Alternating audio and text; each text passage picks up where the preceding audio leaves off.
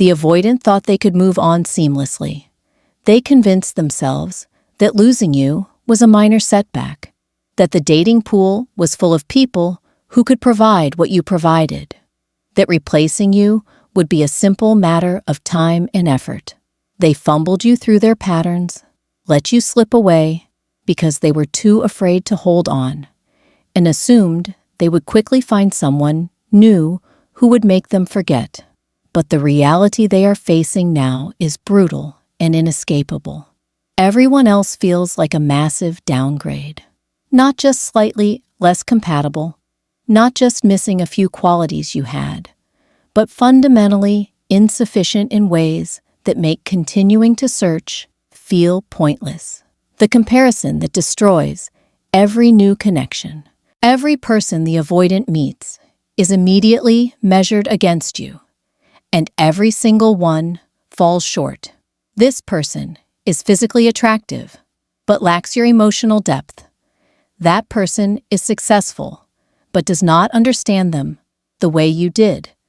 Someone else is available, but does not create the specific feeling of safety you provided.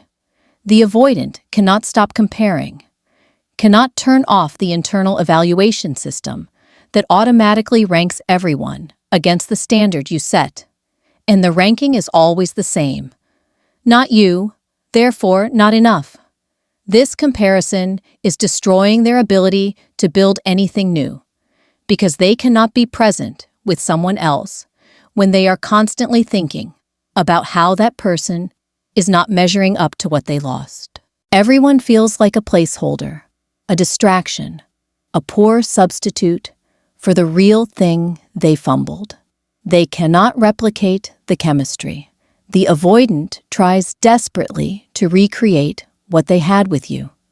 They pursue people with similar qualities, interests, backgrounds. They attempt to manufacture the same dynamic, the same banter, the same connection. But chemistry cannot be engineered or duplicated. What they had with you was specific alchemy between two particular individuals, and no amount of seeking similar traits in other people can reproduce it. Conversations feel forced, where they once flowed effortlessly. Silence feels uncomfortable, where it once felt natural. Physical intimacy feels mechanical, where it once felt electric. The avoidant is learning the painful lesson that connection is not about checking boxes of compatible characteristics, but about the mysterious, irreplicable spark that happens between specific people. And that spark does not exist with anyone else. Everyone highlights what is missing. The avoidant thought they would find someone better, or at least equivalent. Instead, every new person highlights a different aspect of what you provided that they are now realizing was rare and valuable. This person does not laugh at their humor the way you did. That person does not challenge them intellectually like you did. Someone else does not provide the specific balance of independence and intimacy that made them feel safe with you.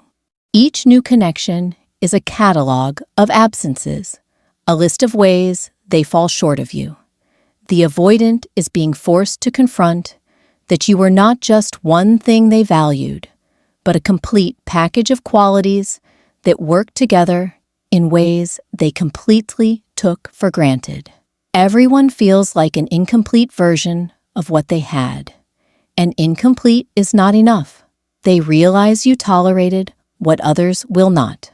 Part of what makes everyone else feel inadequate is that the avoidant is discovering most people will not accept their patterns the way you did. You understood their need for space and respected it without making them feel guilty. You recognized their fear and did not punish them for it. You maintained your boundaries while also being patient with their inconsistency. But new people do not have this framework of understanding. They react to the avoidance distance with immediate withdrawal or demands for change. They interpret patterns as disinterest and leave before the avoidant can explain. The avoidant is realizing that what they mistook for weakness in you, your willingness to understand and accommodate their attachment style, was actually extraordinary patience and emotional maturity that is incredibly rare. Everyone else feels inadequate, partly because they will not tolerate what you tolerated, and the avoidant knows they cannot be their authentic avoidant self with anyone else without being immediately rejected. The regret poisons every possibility. The avoidant fumbled you and now carries a regret so heavy that it prevents them from genuinely engaging with anyone new. They meet someone promising and sabotage it because they are thinking about you. They avoid getting close because closeness means admitting you are not coming back. They remain in surface-level connections because going deeper with anyone else feels like betraying the connection they destroyed with you. Everyone feels inadequate, not just because of who they are, but because the avoidant cannot stop grieving what they lost. The fumble was not just losing a person.